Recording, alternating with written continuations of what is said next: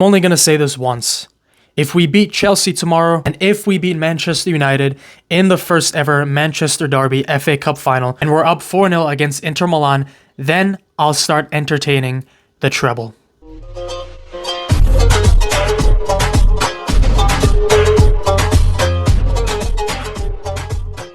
Ladies and gentlemen, today is May 19th, I think. May 19th. Today is Friday. My birthday is on Monday, May 22nd, and Manchester City have still won 0 trophies this year, and I'm still seeing reports about Man City ruining everything, ruining football, making people stop watching the sport, yada, yada, yada. Manchester United won 8 of the first 10 Premier League seasons. I looked and looked on YouTube. I did a lot of research for like an hour and a half. I couldn't find a single video or a journalist or a reporter or an article talking about Manchester United's dominance being a bad thing. It was the world to them. It meant everything because everybody in England is a Manchester United or Liverpool fan. Actually, when Manchester City are now 3 games away from a potential treble, Manchester United fans are now on their periods. ESPN, NBC, The Athletic, Bleacher Report, all these organizations, a lot of them partnered with Manchester United and Liverpool, by the way, are talking about Man City's treble being a bad thing for football.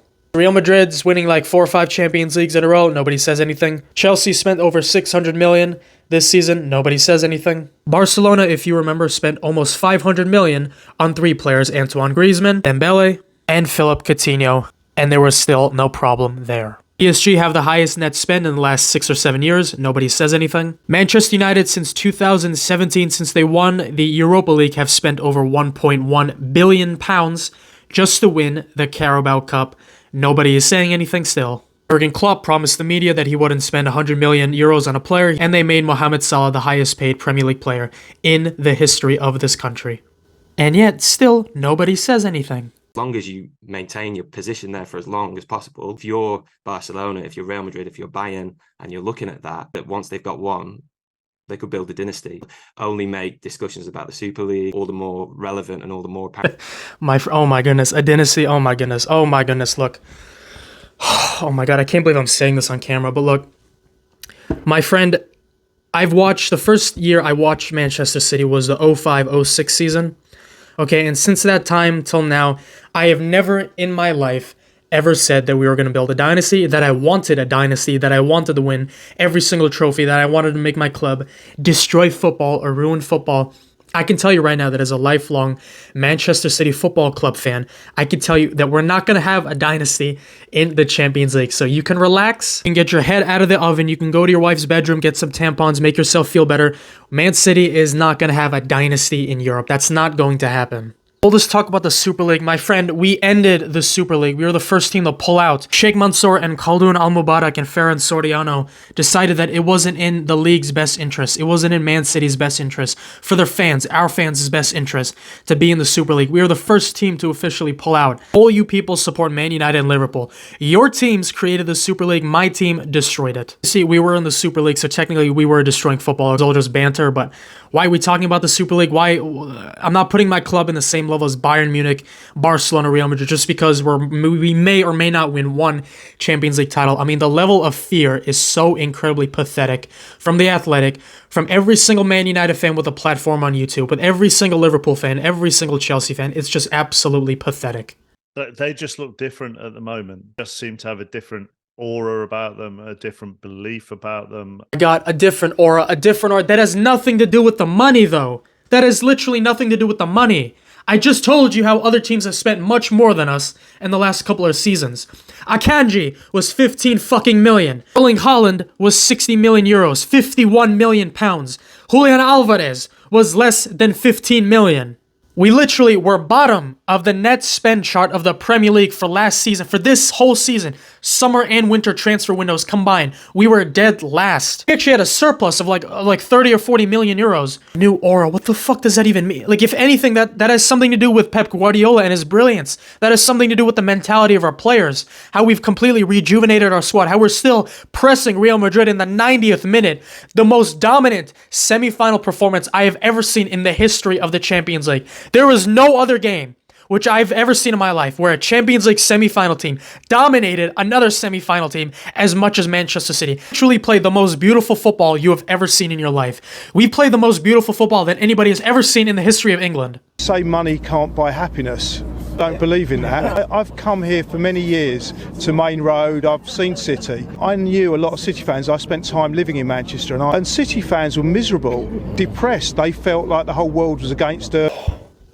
So basically what you're practically saying is that you liked when Man City fans were miserable, when we didn't have enough money and resources like you, when we didn't have the power structure as you or Manchester United. You liked us better when we had nothing. Let me just tell the world and this ugly-ass discount Daniel Levy lookalike that I did the math. Arsenal have spent 480 million euros in the last 4 seasons as their net spend, their total net spend, 480 million, almost 500 million.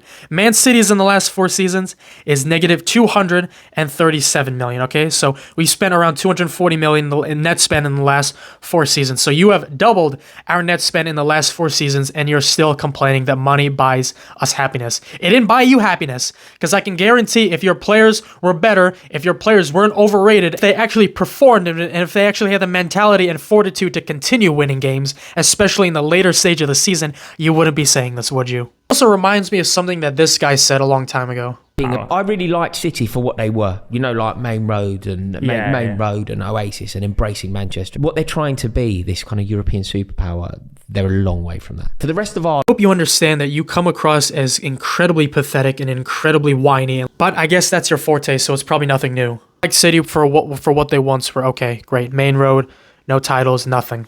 Well, let me remind you, Rory, that Man City is a much older club than Chelsea. We are the first club of the Big Six to win a major trophy, 1904 FA Cup. We were founded in the 1800s, in the late 1800s, and officially in 1894 as Manchester City. We won the FA Cup in 1904.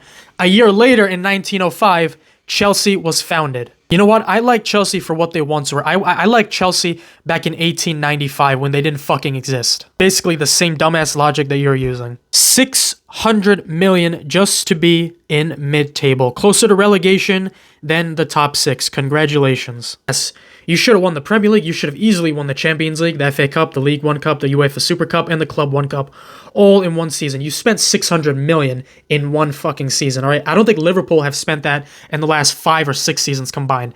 No, as my gracious CEO and chairman of my beloved football club said, Manchester City is not going to be used as a poster boy for the poor financial decisions of other clubs. I would love to live in a world where I can actually give constructive criticism to other clubs and get constructive criticism about my club, okay? Some of my best friends are Chelsea fans, and if I were to, all jokes aside, tell them that they've spent a lot of money, they should offload some players, and Chelsea could be back next season. And I'm very confident that they will be back because I loved watching Chelsea over the last 10 years in the Premier League. They've played some amazing football. Same thing with Arsenal. Young squad. I can't wait to see what they do in the future. Newcastle's coming. Okay, Manchester United will be back. Liverpool is going to rejuvenate their midfield. It's going to be back. The Premier League is the most dominant league in the world. It's the most competitive league. For the last 5 years, it's going to be the most competitive in the next 5 years, okay? There's not going to be a Man City dominance in the Champions League, all right? I have no idea if we're even going to win this one. And you're scared of a dynasty? Like, pathetic isn't even the word. It's not even the word anymore.